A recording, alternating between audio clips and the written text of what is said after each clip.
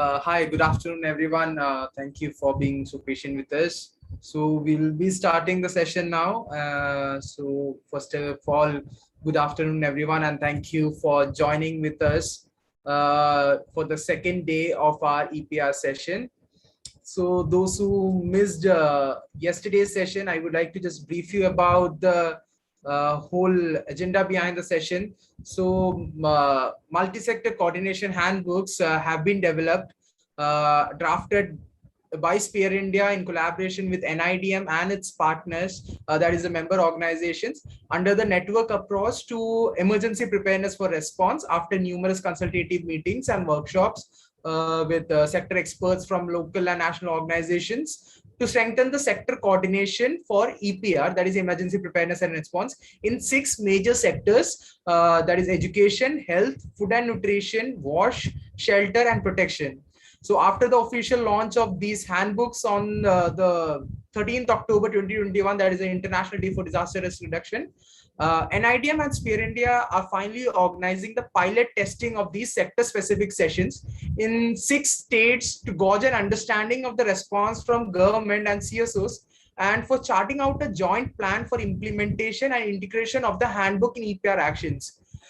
We had the first day yesterday, and today we are joined for the second day. Yesterday, I would like to just give you a brief about what all we covered yesterday.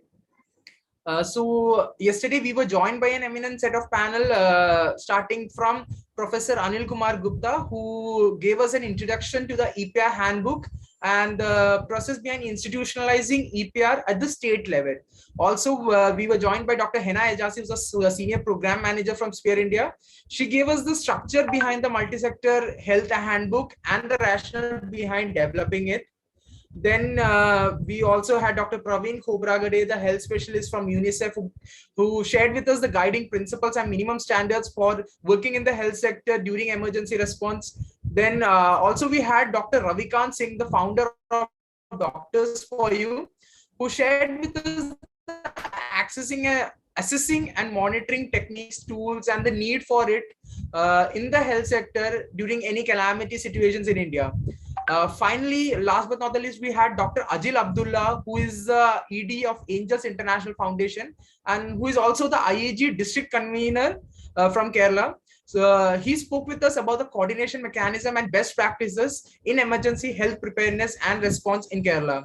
So this was the brief about what all we covered yesterday. Today also, similarly, we have planned for a set of topics for our speakers, and they have been joined from various sectors who will be sharing with us different parts or different sections of this handbook and sharing their vast knowledge and experience from their personal and professional, like they're from the organization's perspective as well.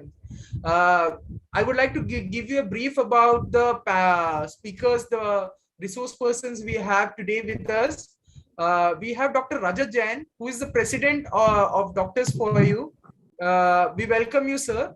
And we also have Ms. Rajshri Das, who is the Senior Director at NTD Programs from PCI India. We would like to welcome Ms. Rajshri as well. We have been joined by Mr. Shem Raumi, who is the head DMMU from Emmanuel Hospital Association. We welcome you, Mr. Shem. And also we have Ms. Atisha Sood, who is a research fellow from ECDRM from NIDM. So we welcome you, Ms. Atisha, and also to all the participants who have joined us on time, and the ones who joined us yesterday and also are very keen to listen to our today's session as well. I would like to wholeheartedly welcome you all in one word.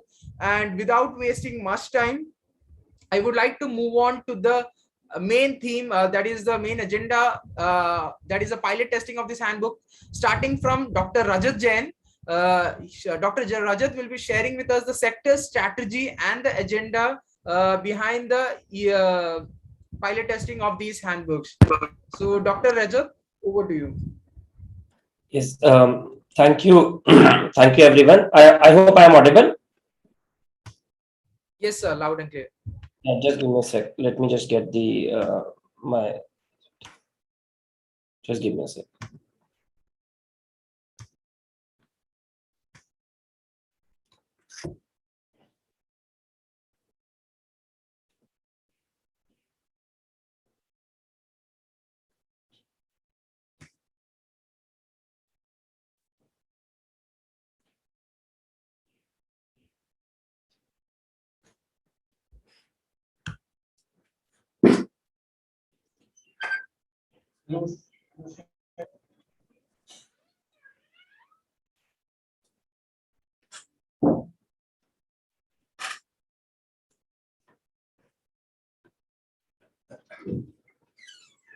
Hang कर गया सब कुछ।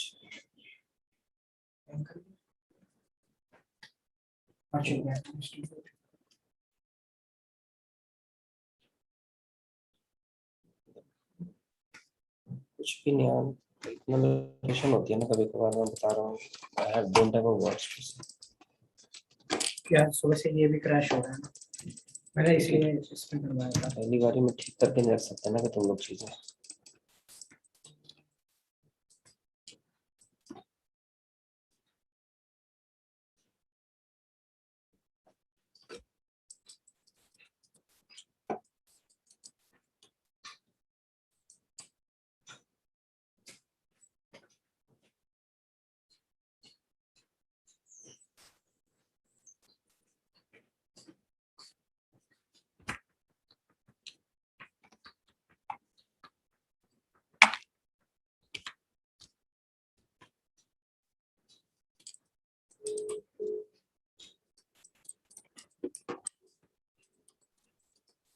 Dr. Rajat, would you require some support from our end?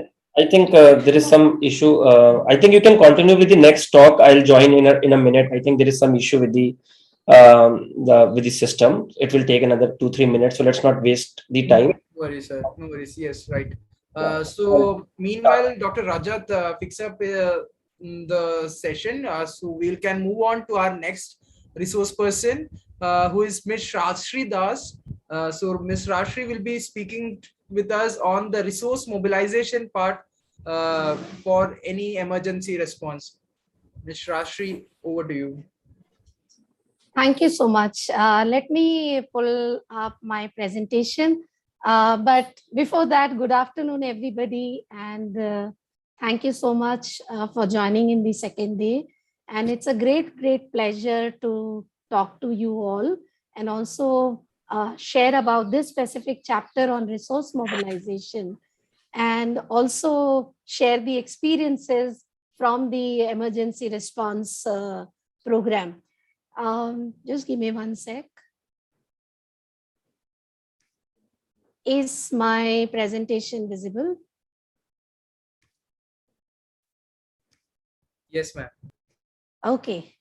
So you all will agree with me that resources play a very, very vital role in any emergency response program. If we have vision and willingness to respond to any crisis situation, but without resources, it might not be possible. And hence this particular section on resource mobilization plays a very, very vital role in the whole emergency response program. In this session, which would be around 10 to 15 minutes, we will actually be able to understand about the major resources which would be available in emergencies. We will be able to understand process of funding with specific focus on flash appeal, common resource pool, forecast-based financing. At the same time, we will also learn about the human resources. Also, we will have little reflection on resource mobilization strategy also.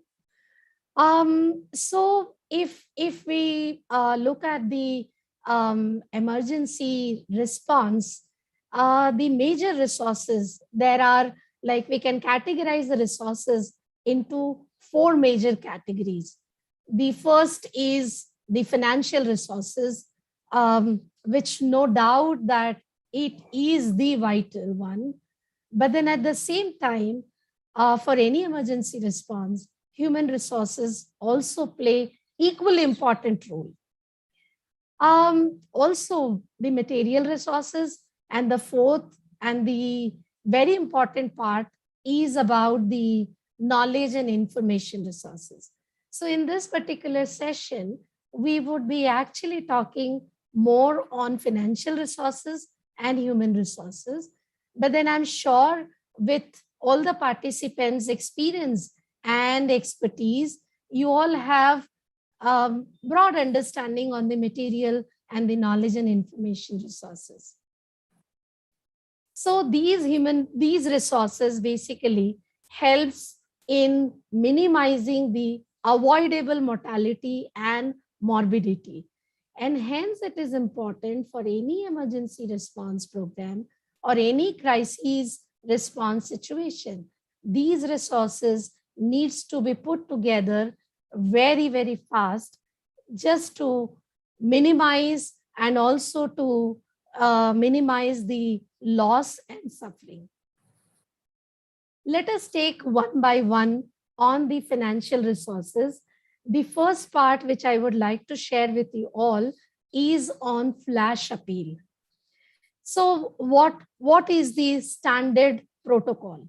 So as the crisis comes in, within 5 to 7 days, a joint flash appeal has to be released to mobilize resources, and the resources calculation could be actually focused on first 3 to 6 months.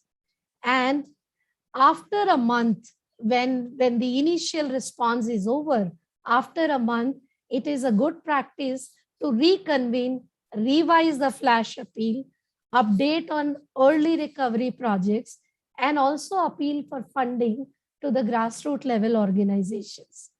While this flash appeal is very, very important, also it is important to see that when the flash appeal and also after a month, when the revision and reconvening is happening, the government agencies, the departments, the key departments needs to be consulted, and the appeal should be developed jointly in participation with the government agencies. The initial response should focus on life-saving needs, and the joint review and needs assessment report plays a very, very vital role while the flash appeal is developed. Also, the roles and responsibilities of various stakeholders who have come together for the response also needs to be very, very clearly jotted down. Also, it is important that all the significant stakeholders needs to come together and develop a consensual strategy. And also the appeal should have relevant, high priority, coordinated and feasible projects so that the life saving becomes the key focus on the initial response program. While we are working on the health sector, and this subsector also have some complementarity with the food, nutrition and wash, and also the wash sector. So it is always good to have consultation with these two sectors so as to have very, very strong complementarity and at the same time avoid duplication. Ministries, mostly the health and family welfare and the women and child development, should be the key they should be the key departments for consultation, and also the potential donors should be informed.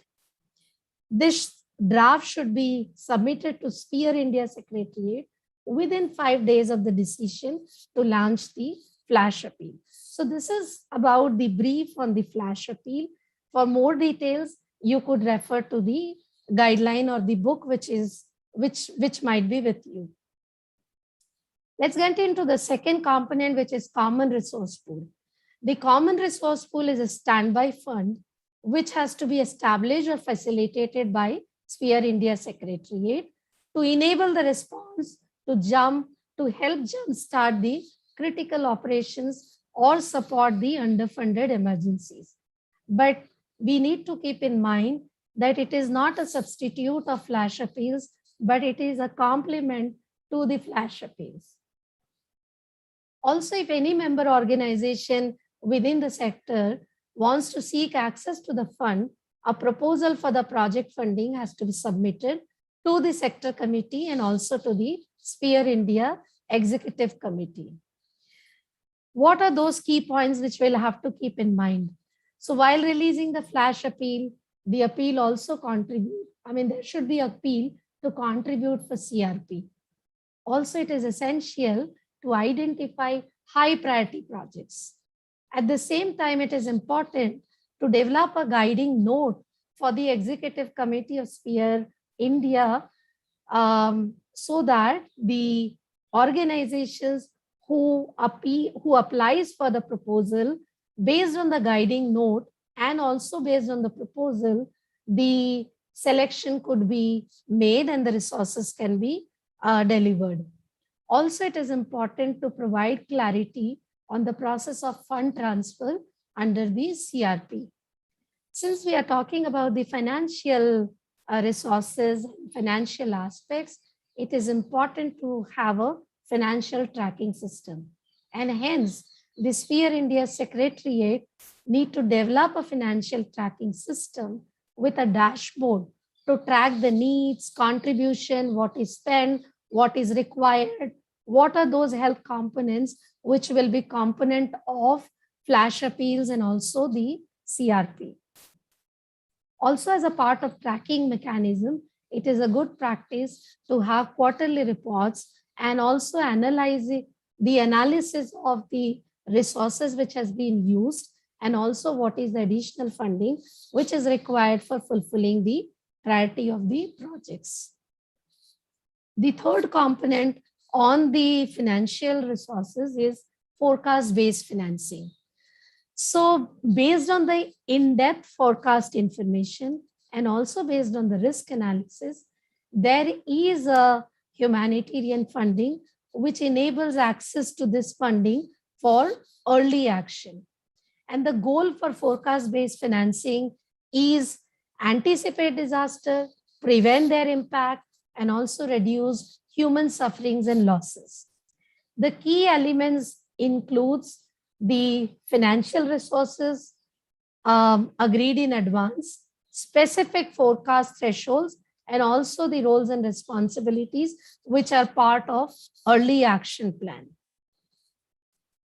Again, since our country has a very, very strong forecast system in India, there is a possibility for forecast-based financing, and it can be easily integrated in the humanitarian response strategies.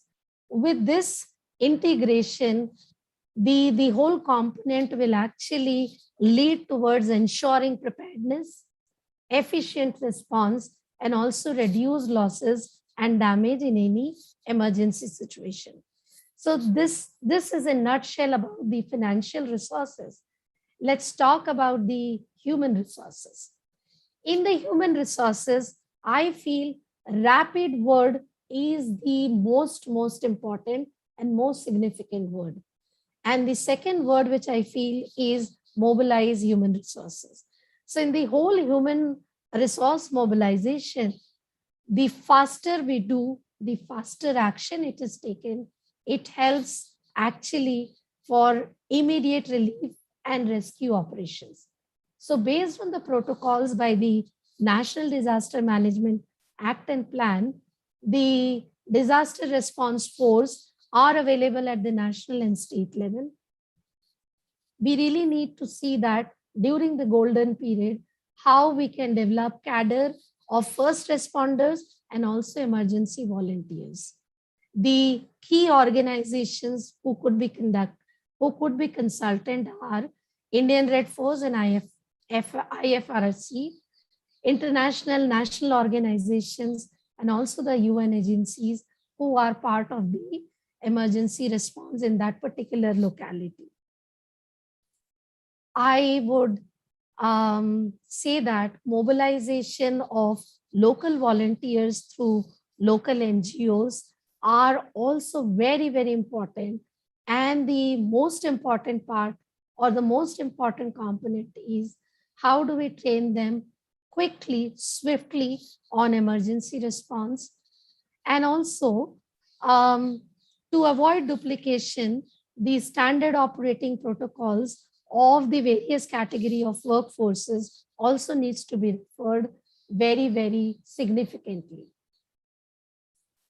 During the pre-disaster response, uninterrupted communication with the State Department and interagency group also plays very, very significantly on the smooth implementation of various sector strategy and also mobilization of manpower.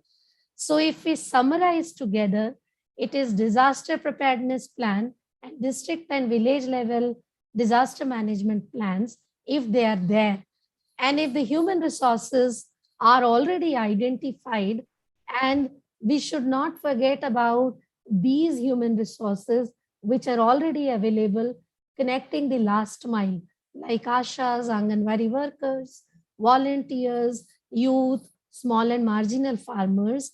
And also, it is very important to capacitate them on DRR so that when the emergency sets in, we have a cadre of trained volunteers and first responders who can be the first line supporter in any response program. The key elements for the resource mobilization strategy includes proactive information to the potential donors. I mean, if the donors are already there, and if we also have a mapping of potential donors, the proactive information to them is really essential. Also, when the sector committee meetings are taking place, participation of these donors, engagement of potential donors also is equally important. To the project sites, joint visits are taking place along with donors, that gives a real-time picture and also visualization of the real site situation, which helps them to mobilize resources. Regular communication to donors and potential donors also is very, very important factor in the whole resource mobilization strategies. Linking donors, potential donors to the sector committee and its member is another important or pivotal component of resource mobilization strategy. Preparing joint report and financial report, funding received under flash appeal and common resources pool, this is also important, is equally important while we are planning for resource mobilization strategy.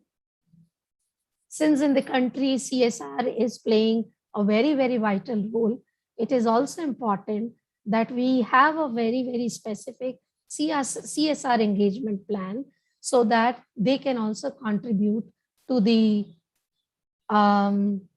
resource mobilization.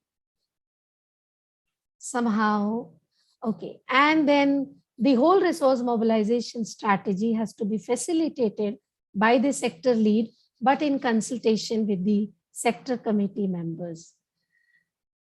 So this is what I wanted to share in brief about the resource mobilization strategy.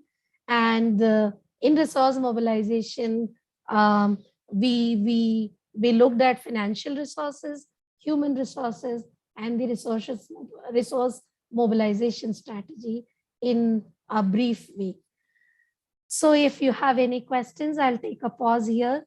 And if you have any questions, we'll be very, very happy to answer.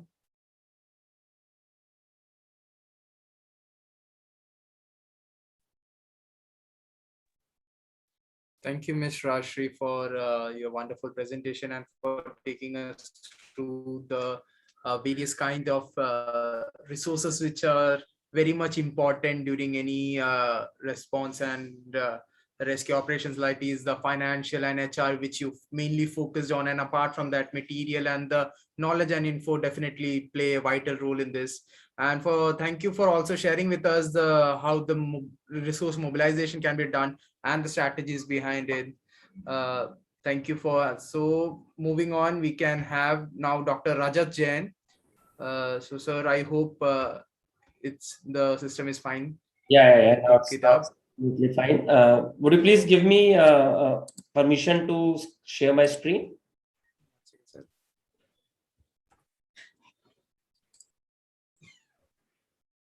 Hello? Yes, sir. Yes, sir. I'm on it. Yeah. Can you just give me permission to share my screen? It's done, sir. You can try now. Yeah. Okay.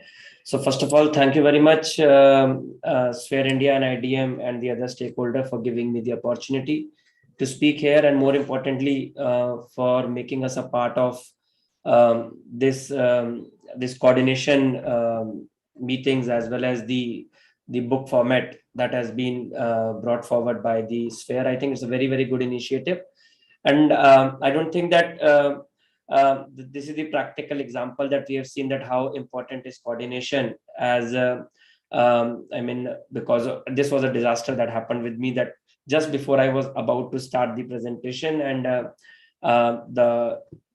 my system got crashed, but it is because of the effective coordination that the team did not waste much of our time and immediately moved on to the other part. So I think if I talk about the health sector strategy, it's an important tool in ensuring that all the health sectors are coordinated, so that the actions of the government, the civil societies, and the NGOs are multiplied and well coordinated. It's extremely important because it provides a framework for planning our health response through those areas, including the allocation of resources. So if I'm going to talk about the basic points that are there, that has been a part of the chapter in the booklet, are the rationale, the key component of the health strategy, the steps to develop strategy, the various tools and template. The major agenda is what are the actions of the health sector committee and supporting health system recovery. Now, the various steps that if we're going to talk about are, now if I just go forward, is now if I look at the health crisis response, the primary objective in any crisis situation is to ensure that life-threatening humanitarian needs are met, but simultaneously you should also develop a vision so that the recovery and the rebuilding of the system can be planned. So all the strategy should be based on these aspects. So if I just briefen out, these are the three broad objectives that we need to have. The three broad agendas, I should say: define priority areas, define objective, and identification of strategies.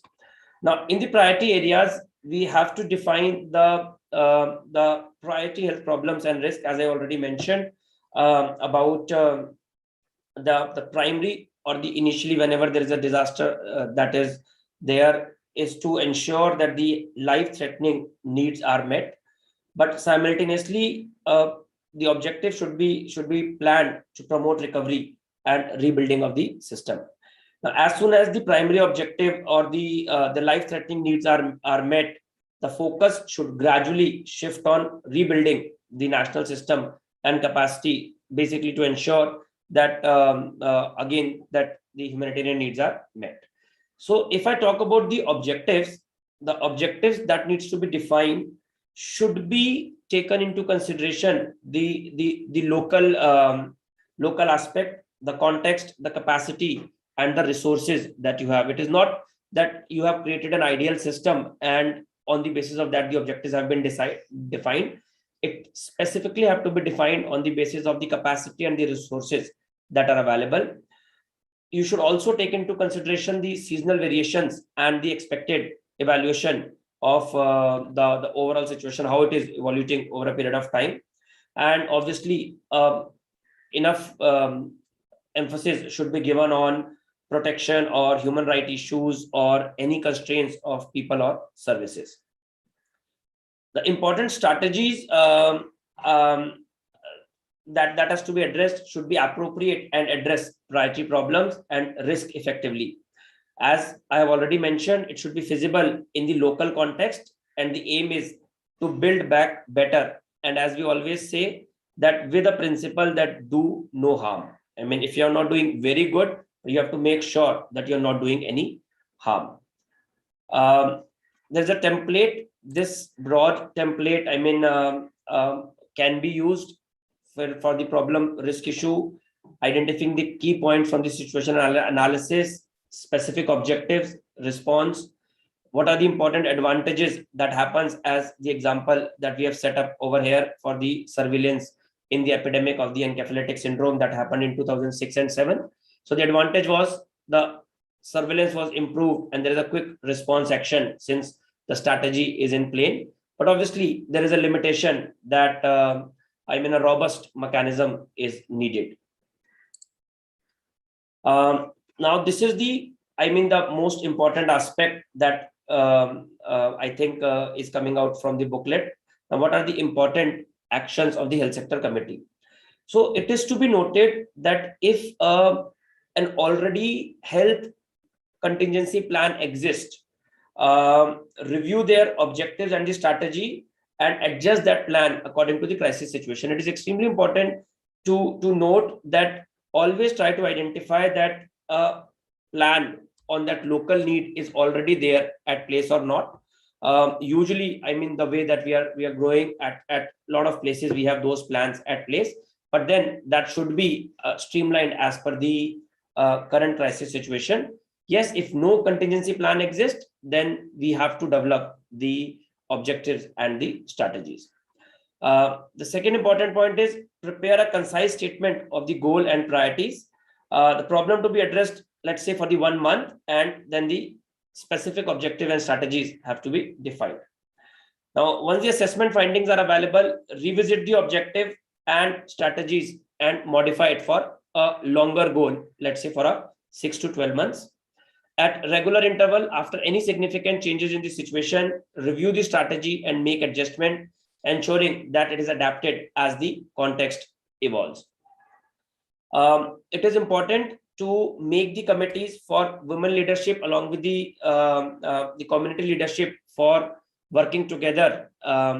It's a good time when if the gender inequality exists in the community, in the recovery phase, that can also be addressed. And there should be enough representation from all the communities, including the tribals, Dalits, and the minority groups. Now, what to include in the health sector response strategy? Now, the key components are priority health needs and risk. We have defined the objectives, but we have to make sure that there are not more than 5 objectives with health indicator to measure progress. There should be activities under each objective. People in the need and affected areas and target population.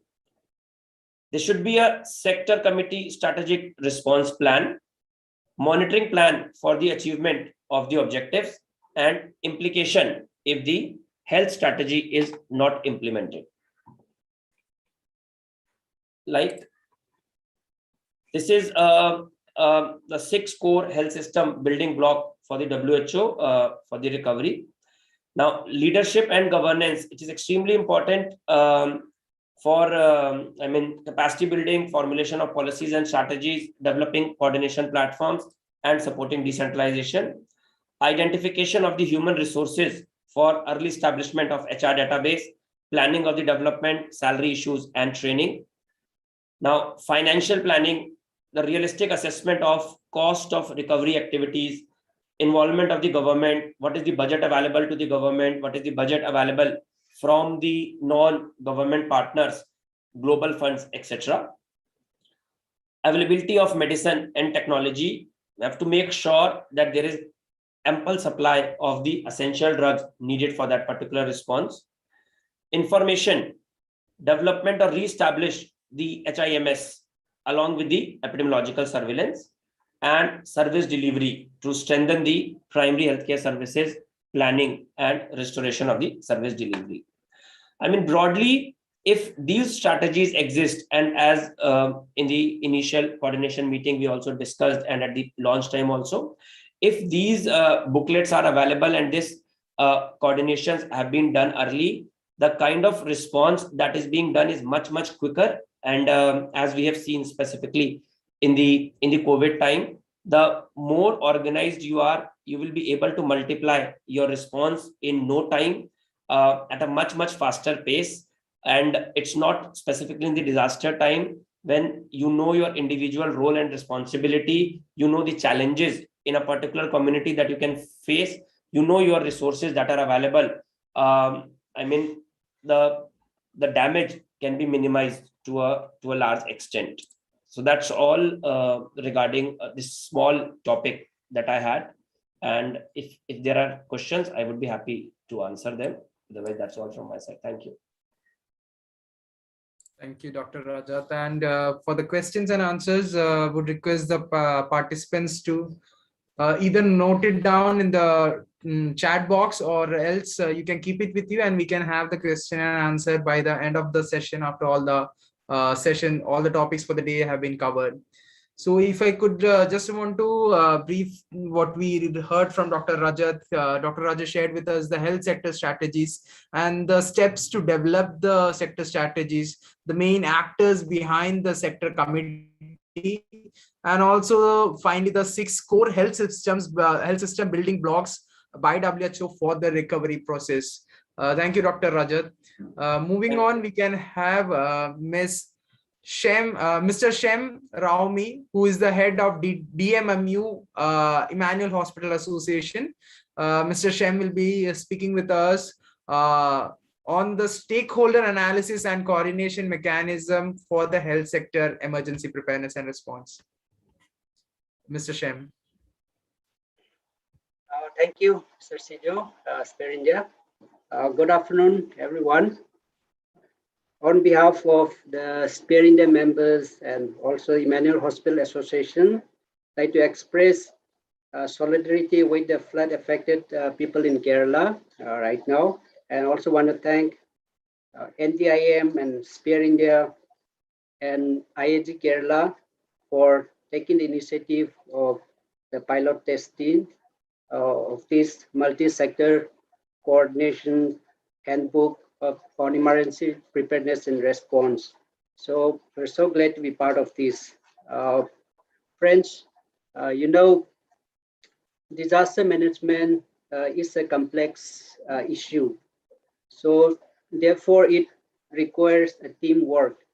This is not a single man fight or single man game. It's a team effort, and it's require everybody's effort in the planning and also in interventions, and that our plan need to be inclusive, and that's why disaster management, it says that it is everybody's responsibility. It's everyone's responsibility. So we're all part of this, and therefore understanding the stakeholders and actors are very important roles in the disaster management. We need to identify the right kind of stakeholders, the actors, and engage them effectively. So during the COVID era, we have witnessed how the having a standard or guidelines was very helpful. And I'm sure the emergency preparedness and response handbook, which have just launched, it's going to be very useful for us, because in the COVID era, we have seen the few specific guidelines that wearing a mask or hand washing, maintaining social distance, those are guidelines, very easy but very effective. So having these guidelines in emergency preparedness and response will really help us, and also it to implement our work in a very effective way. So let me just share my slide, and just give me 1 second.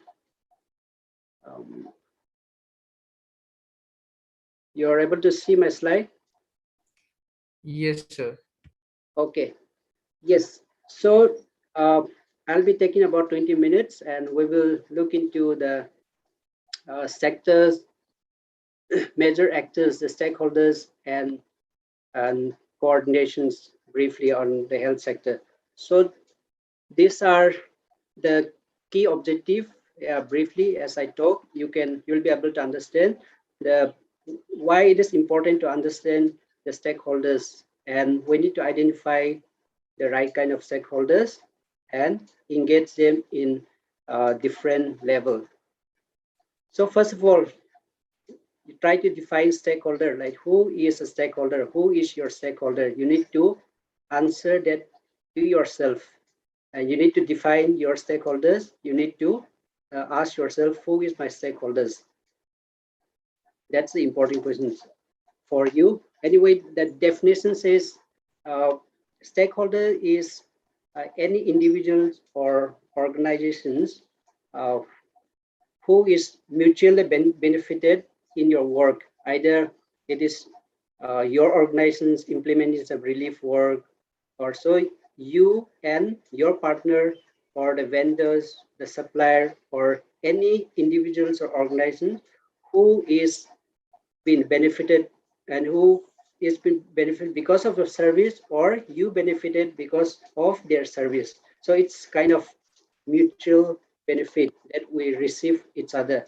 So in a humanitarian context, the stakeholders consist of course, government is the main stakeholders for every kind of work, and we have the INGO, NGO, the community and the volunteers and private sectors, the hospitals, schools, and many others. So this is the definition of stakeholders, and there are key stakeholders in the health sectors. And again, it is in a different levels. We have key stakeholders. You need to look at a national level. Like I mentioned in the COVID time, the pandemic, we have Ministry of Health and Family Welfare. They play the main role in the national level. So they were the one who's giving a clear guidelines along with WHO. These are the standard, these are the guidelines people should follow.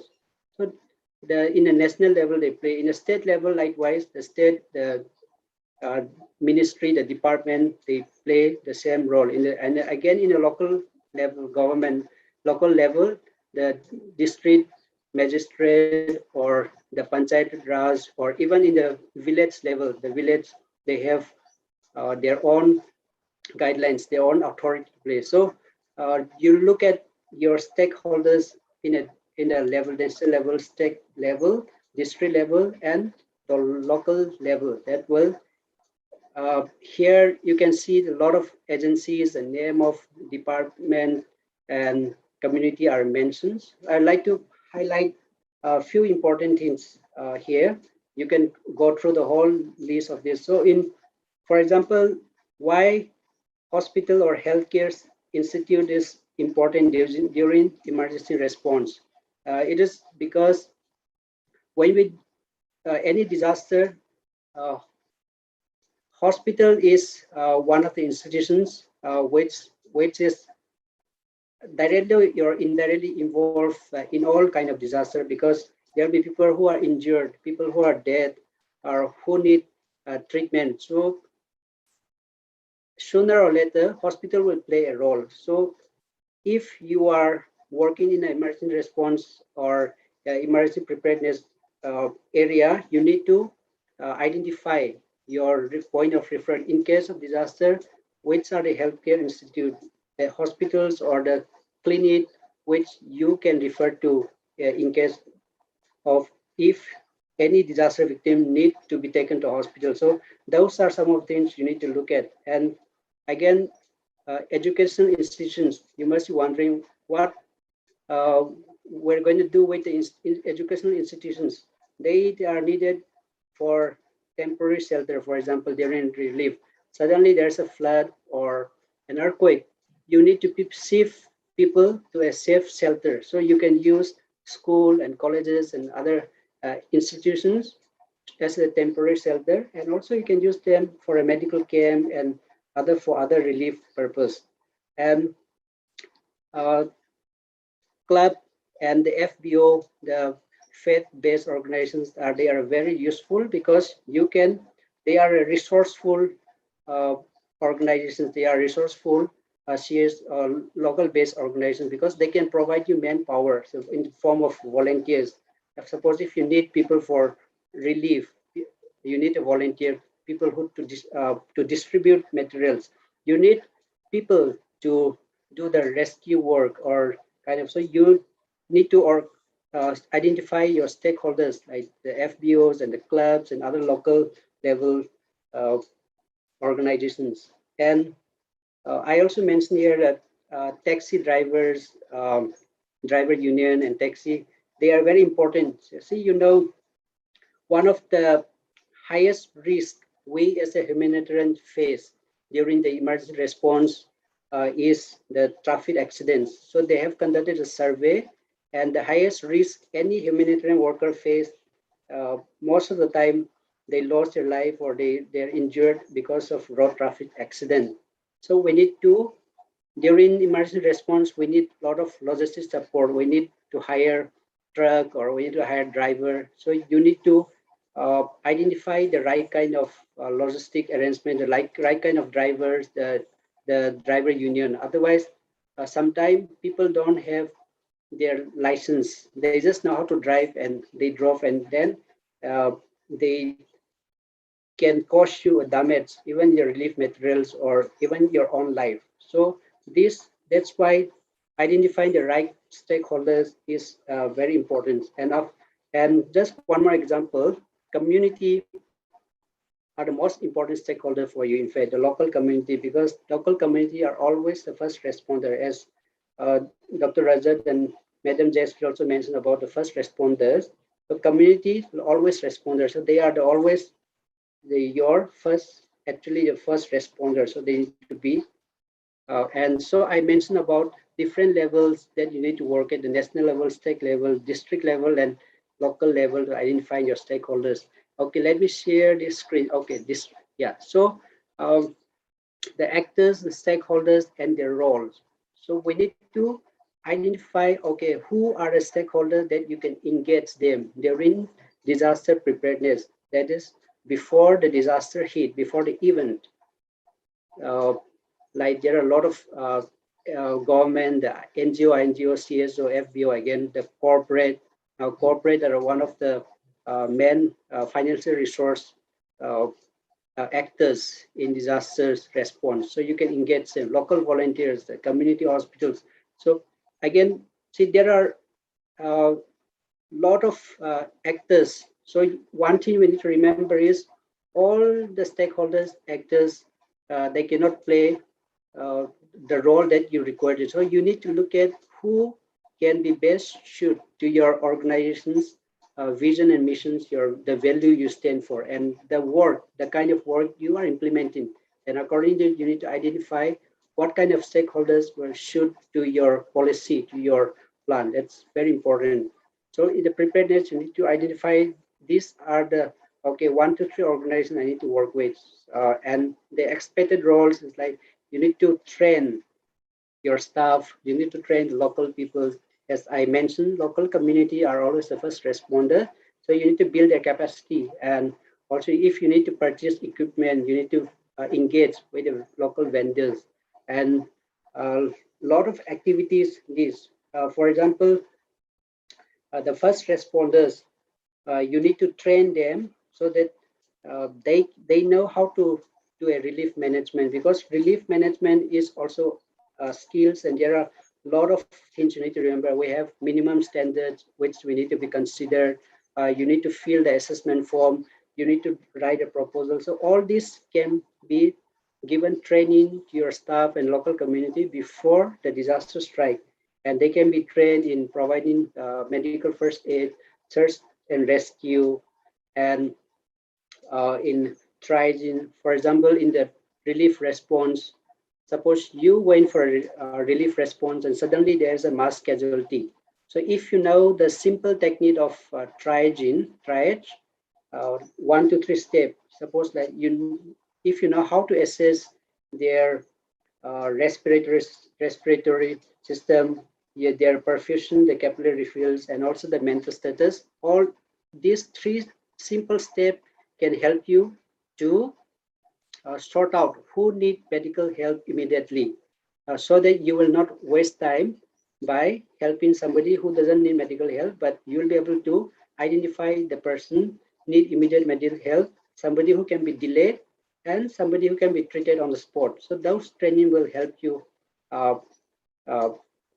even during the relief response. So you need to identify your stakeholder preparedness during the relief response, who need to be collaborate with, who need to be coordinated with. And in the disaster risk reduction phase, you work on the livelihood programs, again, training, working with the people, developing village disaster management plan, and what are the policies and the government has, and also how can we advocate with different stakeholders, the government. Also, all those things you need to look at and identify your right kind of stakeholders. See, training, it's very important because it says that a trained mind behave better. For example, let's say you've been using a smartphone, Android phone, let's say Redmi or Vivo, and suddenly if somebody gives you an iPhone, it takes some time for you to get used to how to go to the different inside in the phone. It will take time for it to operate. So unless you are getting used to, uh, you will not. So if you're trained, suddenly if there is an earthquake now, you know how to do dug, hole, and cover, and then you will know that okay, I need to evacuate myself to the to open space, and if it is flood, what to do. The community will know okay, we need to find a safe evacuation place, a high rise place, and so that they will not be affected by flood. Or so all those trainings are important. That's why identifying the right stakeholders very important. And stakeholder analysis, yeah, you need to do this, as I already mentioned about who are the key actors. And also now not only identifying the key actors, but you also need to think of how do we coordinate with all those key actors during preparedness or during emergency response or during your disaster risk reduction area. So these are some of the steps. How do you coordinate with your stakeholders? Let me uh, give your examples. Is some of the very prominent stakeholders during the pandemic, during COVID era. See, we never thought that Zoom platform or any online platform, Zoom or Microsoft Time or any, it will become such an important stakeholder for us because we all are compelled to stay and work from home, and we all started using platforms. So during the pandemic, the online platform, Zoom, Microsoft, they play important roles. And even the manufacturer of the PPE kits and the masks and hand sanitizers, oxygen cylinders, they become a very important stakeholders. Uh, During the second wave, people are running short of ventilators, oxygen cylinders, and PPE kits. So the demand are high. So the importance of pre-mapping your local stakeholders, identifying the potential stakeholders. So these all steps, and that also stresses the importance of having some understanding, like memorandum of understanding, TOR, terms of reference with your stakeholders. They're the relevant, the stakeholder you already identify. If you can develop some kind of understanding with this, to say, okay, so during emergency, if you need an oxygen cylinder, then directly you can contact your pre-identified stakeholders. And in that way, they will not cheat you with high rise price, because we have experienced, all of us probably must have experienced during the emergency response, people tend to rise the price of materials because they take advantage of the situation. So if you have this kind of pre-understanding, that will help you. And to do that, it is also important to organize some informal meeting. You can just say, okay, let's go over to a coffee shop. We can have half an hour time after office. You can go to CCD or some Starbucks and you can have coffee, or simply you can just have on the street, have a cup of tea, and you can discuss about building the rapport, the relationship, and this will also help you in your coordination process. And sharing information is very important. Again, what kind of resources your organizations can deliver during the disaster, like in terms of manpower, a trained manpower. If you have money, you can say, okay, our organization can raise fund. So, so you can share your database, what kind of resources you're available, and also you need to know your partner, what kind of resources your partner can offer during disaster. And very important again, we need to do risk communications for avoiding miscommunications. So there are a lot of rumors during the disaster, so we need to communicate that so that those risks will be reduced. And for effective coordinations, you need to have commitment as an organization, as an individual. So in terms of be it planning and preparedness or advocacy and monitoring or developing your strategies or supporting one another. So in terms of decision making, so all these, the 6 core function mentions need to be commit one another to have an effective kind of coordinations. So just before I end, let me share this slide. But this is one of the relief distributions we did last year during celebrating the National Nutritional Week. I just saw this picture because all the colorful decorations, the shamina and all these are not done by us, but the vendor, the supplier who we purchase the materials. We talk to them and we make them understand, okay, we are a humanitarian agency. We do this for people who need help. Like this time we are doing it for the pregnant lady and the lactating mother. So they also come, okay, in that case, they gave us a heavy discount even in our price, and they say, we will set up this relief distribution point for you. So they set up all these decorative seminar for free. So this is also a kind of partnership as stakeholders. So when we request them to participate, not only in terms of purchasing, but also they come forward and they decorate this place. So this is one kind of example I want to share. And even in 2014, during the flood in Kashmir, we had a very good rapport with the vendor. We could not even pay the medicine we bought for about 1 week. So the vendor said, okay, no problem. You have given us a purchase order. We believe in you. So they supply all the medicines without even making a payment for about a week time. So these are some of the examples just want to bring for you. And before I end, let me just end that. Just remember again, as I already mentioned, we as individuals or one organizations, we cannot do everything. So we need to identify our strength, and we need to know whom to engage when. So that's very important for all of us. And disaster management, I mentioned, is not a single man sport. It is a teamwork. It's like you see, it's like a football game or cricket game where you have a team of 11 people need to play.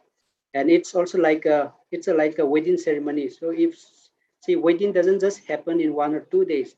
The family need to plan sometimes a week, a month altogether, or sometimes even more than a year. So, and in a wedding, there are a lot of people involved. Like you need to have extensive decorations. There are dresses, there are musical band, there are dancers, and you need to find the right kind of costumes. The priests are involved, the astrologers, the tarot card readers are involved. There are caterers, so a lot of people involved to have a successful wedding. So disaster response and preparedness is also exactly like a wedding party. We need to involve all the stakeholders, and you need to find the right kind of stakeholders. So if you're going to offer in your wedding both veg and non-veg, you need to find a caterer who will be able to cook both vegetarian and non-vegetarian. So likewise, even in relief program, what type of relief you're involved in? Is it food? Is it medical? Or is it shelter? You need to find the right vendor. And again, coordinations with all these sectors are very important. Let me give you one more example and end. In Bihar, 2008 flood, we were conducting a medical camp, and our doctors are keep giving medicines, and they say, okay, you eat these medicines before food and after food. And later on, we realized that people doesn't have food to eat. So we are keep on saying, you eat this medicine before food and after food. So it's no more relevant because people don't have food. They're starving. Then we realize, okay, before we give medicines, we need to give food. We need to provide food for them. So we started purchasing food, mobilizing fund for food, and then we started giving food, and we started looking to provide a temporary shelter. So all these sectors need to be coordinated for an effective relief response. These are a few references they already mentioned even yesterday. You can look at this SPARE handbook, handbook on health, SPARE India, and also the core commitment for children. And yes, so finally, whatever we do, be it coordinations or stakeholder analysis or assessment, the main purpose is to meet the need of affected people, and it has to be through accountability. It has to be, our program need to be relevant, it's reliable, it need to be effective, and it need to be inclusive.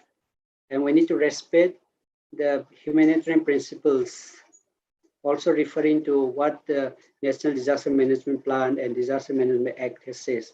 So thank you once again, and I'm sure that wherever you implement your work, you will remember this and your work will be effective. Thank you.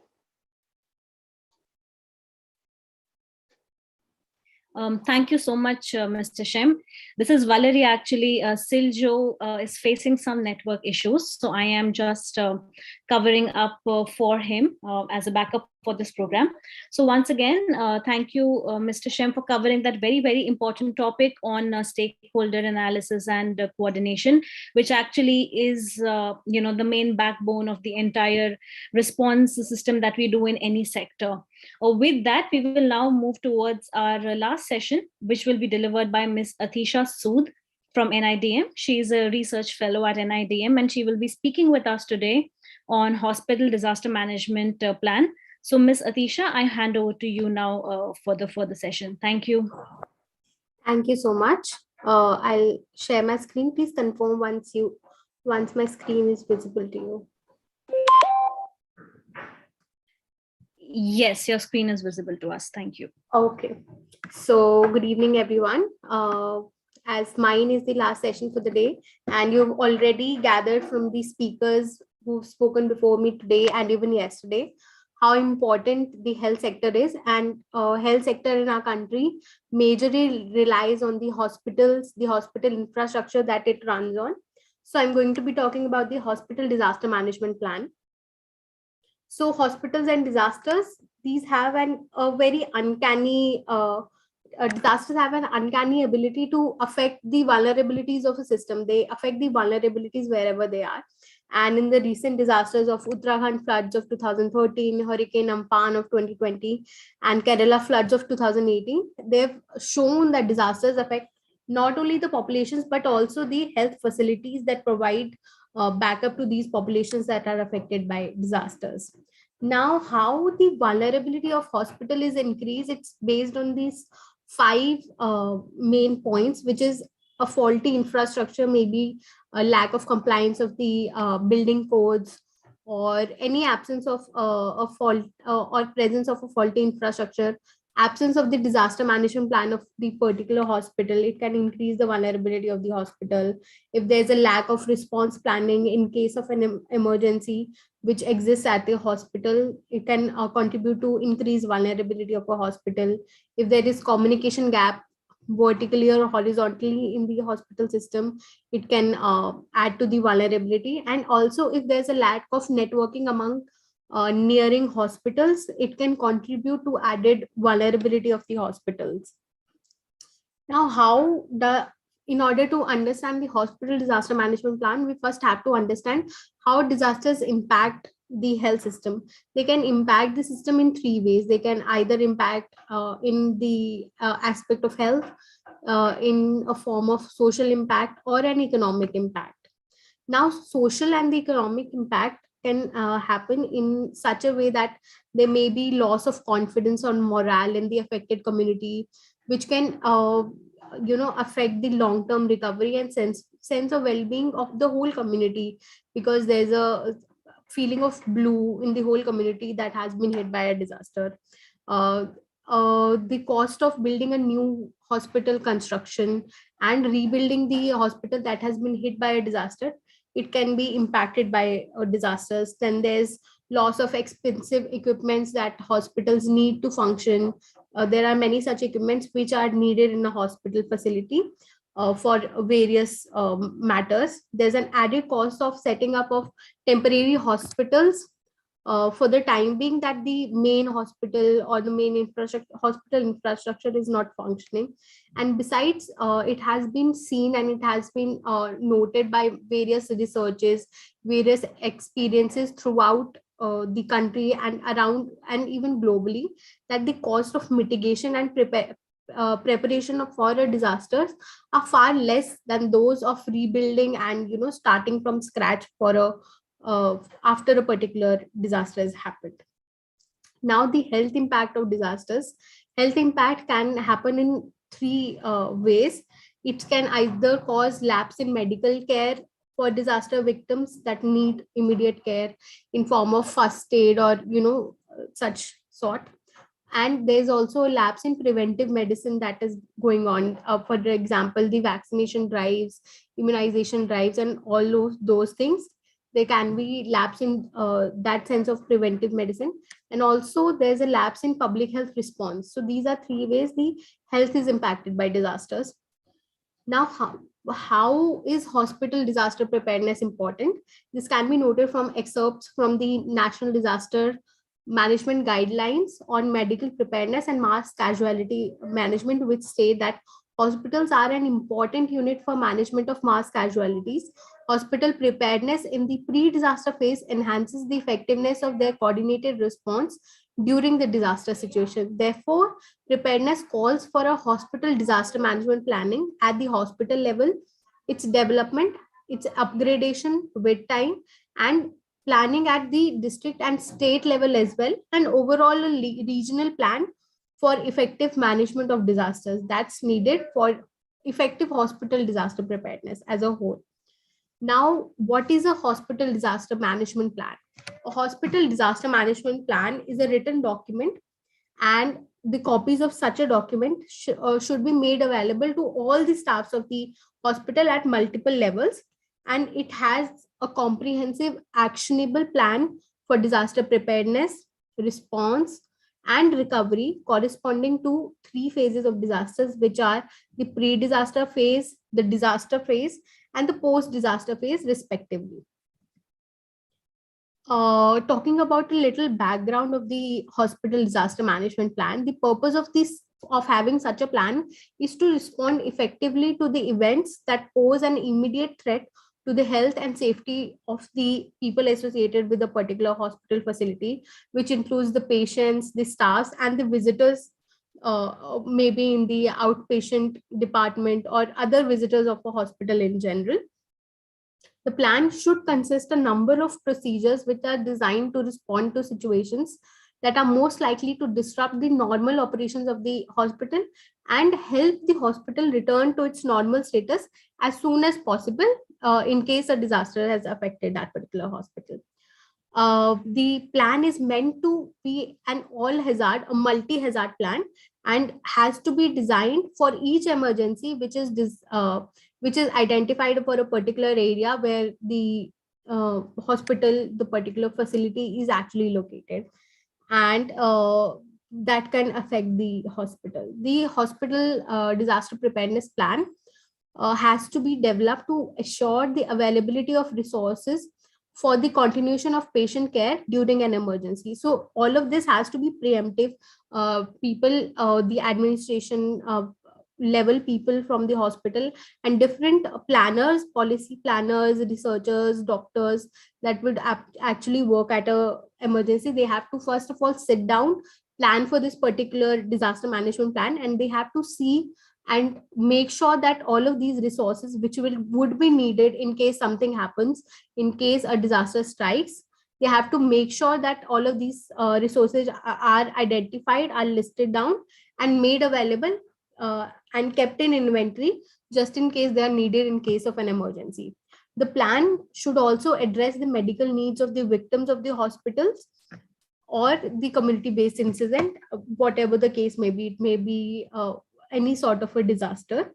And the plan has to be based on a hazard risk vulnerability and capacity analysis, which is commonly known as HRVC analysis exercise that has to be carried out as an input for the planning process, which would help identify what hazards, what risks the particular hospital is vulnerable to, and we can act accordingly based on this particular exercise.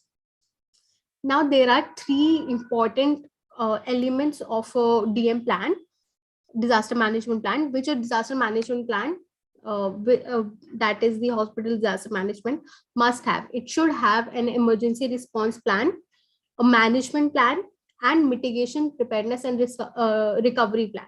So emergency plan is for each of the emergency which are identified as priorities in the HRVC exercise conducted. The management plan would describe the process that is to be implemented to effectively manage emergencies that affect the facility, the hospital, and to respond to these emergencies in the community level as well. And the mitigation, preparedness, and recovery plan activities are designed to mitigate the impact of emergency, such as for the building elements, the infrastructure elements, specialized equipments, and plans to handle the space and facilities during emergency situations. Now, what are some scenarios that we can expect in case of a hospital to be affected by a disaster? So there are three possible scenarios in which the hospitals are expected to handle disasters.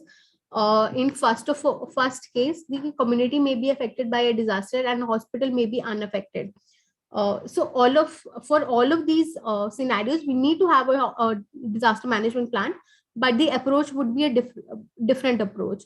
For example, in the first case where the community or surroundings of the hospital, they are affected, but the hospital in itself is not affected. For example, if in a hilly area, there's a landslide, maybe at a 15-minute distance from a hospital, but the hospital is not affected. But in any case, it's being the nearest hospital to the site of the disaster, that's a landslide. It would have to deal with the casualties and the victims of the disaster that has been struck, but in itself, the hospital has not been struck. So that's first scenario where the community is affected, but the hospital is not affected. Then the community may be unaffected and hospital may be affected. This sort of a scenario usually occurs when there's an internal crisis in the hospital or an emergency in the hospital in itself. For example, if there's an infrastructural fault in the hospital, if some water line has broken down in the hospital, so it's not a huge disaster that the community would be affected by it, but the hospital is affected, so its functioning would be affected, right? So in such a case, what would need to be done is the people that are actually the patients that are actually admitted in the hospital, they have to be shifted to a nearby hospital. And also other patients who regularly visit maybe the emergency department or outpatient department and all of those things, these have to be redirected to a nearby facility and it has to be notified to the public. And in the third scenario, the community and hospital, both of them are affected. Such situations actually exacerbate the challenges that are posed to the hospitals, and these can add to the stress that the hospitals face. For example, this can happen in case a huge disaster has happened. For example, if an earthquake has happened or maybe a flood sort of situation has occurred where the hospital building is also affected. So in such a case, we have to have a plan that is pre-decided in order to shift the patients that are already in the hospital, and also think about the patients of the surrounding area that would be otherwise directed to this hospital. So there needs to be a plan that has to be there. And one of the most important components and one of the most important things that are to be in the hospital disaster management plan that are actually unique to the hospital disaster management plan and different from other disaster management plans of departments is the incident command center. So hospital disaster management plans actually have this dedicated component of an incident command center where different heads and different commands are actually given to different people, so that in case something happens, everybody knows who to go to for a particular thing. For example, these mentioned on the screens are major people that have to be dedicated and decided preemptively in order and have to be given responsibility right away when a disaster happens. So there has to be a command center that has to be established. It can be virtual, it can be physically existing as well. And there has to be an incident commander. This person, incident commander, is mostly the head of the hospital, the administrative head. And then there's a logistics chief who will handle the logistics in case of the disaster, the nursing chief who will redirect the nursing staff accordingly, then medical director who will see how many doctors are to be sent to the site of the disaster, site of the event where a disaster has happened, how many have to be sent to the emergency department, and such sort of things.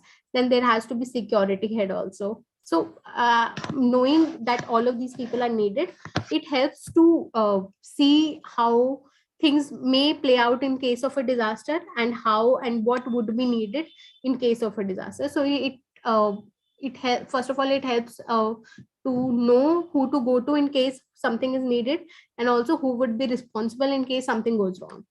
So it's important to have the incident command center at the hospital and also mentioned clearly in the hospital disaster management plan. So safe hospitals, we need to have the hospital disaster management plan, and there's also this concept of having safe hospitals. So it's important to have the hospital disaster management plans, and we need to aim to have safe hospitals. Now, what are safe hospitals? According to a Pan-American Health Organization and the World Health Organization, safe hospitals are defined as the hospitals which will not collapse in case a disaster occurs, killing its patients and staff. They will continue to function and provide their services and also help critically the community in case the disaster occurs and when it's most needed. And these hospitals are organized and have contingency or disaster management plans in place, and have a workforce that is trained to keep the network functional in case a disaster happens. So we need to have the hospital disaster management plans, and then we need to aim to have safe hospitals across the country by having some pilot hospitals in particular metropolitans, maybe first of all. So we need to aim to have safe hospitals at the later stage after first having the disaster management plans for the existing buildings. Now, hospital safety guidelines, these are also some of the guidelines besides the hospital disaster management plan that need to be in place to make the hospitals more resilient and the health systems more resilient.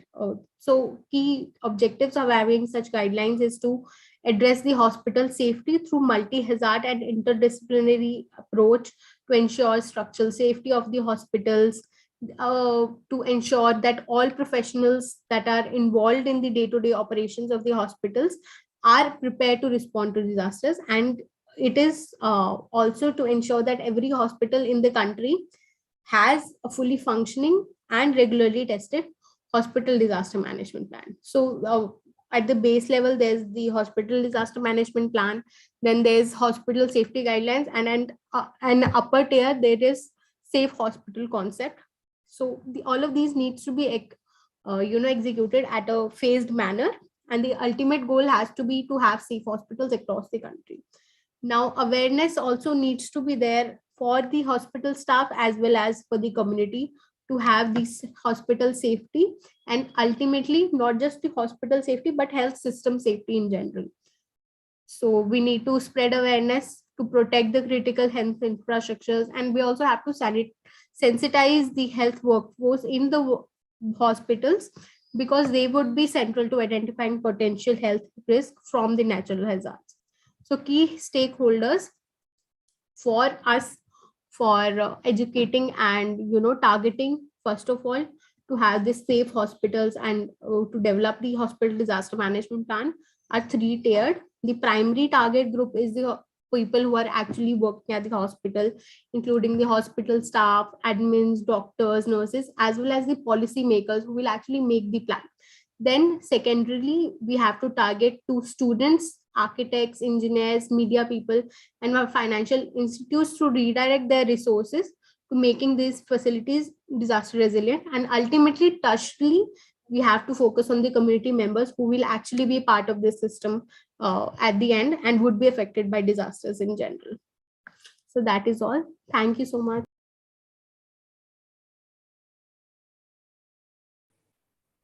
Thank you so much, Ms. Atisha, and I'm extremely sorry I had was having low bandwidth and dropped out in between. But thanks to Valerie who took over in between. So to summarize what Ms. Atisha tried to say, she took us around to the hospital disaster management plan and shared with us the how we can take our phased manner towards this, that is by preparing an hospital disaster management plan and then hospital safety guidelines, and finally towards a safe hospital, the need for the hospital disaster management, the hazard, risk and vulnerability and capacity analysis, the key elements of the DM plan, and a lot more. So thank you so much, Ms. Atisha, for covering for taking us through this vast knowledge and for sharing with us with your experience. So that's all we've got for today from our expert panel. Now it's time for us to take over the questions from the participants who have joined us. So this is an open platform we can provide to all. If anyone has got any specific questions from the topics which were covered today, this is the place for you to put across your questions. You can either put in your doubts in the chat box, or or else raise your hands and we can give you the unmuting rights. And also, as this is a state specific session, if there is anyone who want to speak in their local dialect, that is Malayalam, you can even use that and I'll be able to translate it into English. So feel free to use your local dialect as well.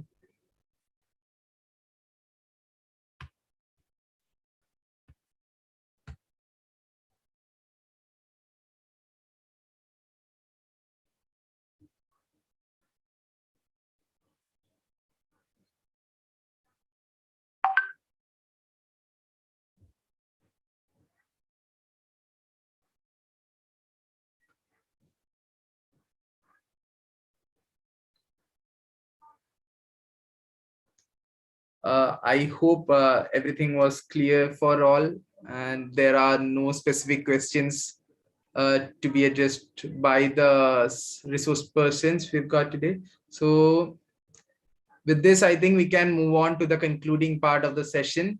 That is, I just want to thank all the people who have been a part of this webinar, starting from the resource persons we have got today. We got a very good set of people from various sectors, from starting from Dr. Rajat Jain from Doctors for You, Ms. Rashri from PCI, Shem from EHA, Atisha from NIDM. All have covered various topics and very well explained from their vast knowledge and experience. And it was indeed a great joy for me as a participant and as a moderator to attend and listen to all of your session and taking out your precious time to share your knowledge and for sharing with the participants the key elements of the multi-sector coordination handbook and the importance of the handbook in the emergency preparedness and response. Thank you so much.